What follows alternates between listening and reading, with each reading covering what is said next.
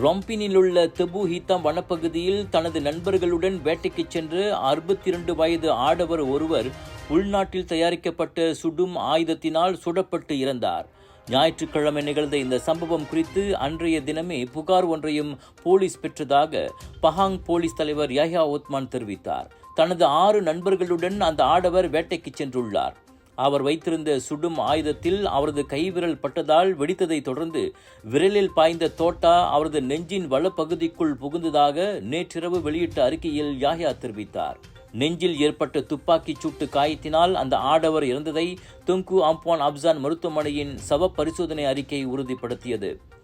இந்த சம்பவம் திடீர் மரணம் என வகைப்படுத்தப்பட்டுள்ளது. இதனிடையே சட்டவிரோதமாக வேட்டையில் ஈடுபட்டனர் என்ற சந்தேகத்தின் பேரில் 35 மற்றும் 67 வயதுடைய 6 நபர்களை போலீசார் கைது செய்தனர். அவர்களிடமிருந்து உள்நாட்டில் தயாரிக்கப்பட்ட 5 சுடும் ஆயுதங்கள் மற்றும் ஒரு கைத்துப்பாக்கியும் பறிமுதல் செய்யப்பட்டன. 1960ஆம் ஆண்டின் சுடும் ஆயுதங்கள் சட்டத்தின் 8வது விதியின் கீழ் விசாரணை மேற்கொள்ளப்பட்டு வருவதாக யஹ்யா கூறினார்.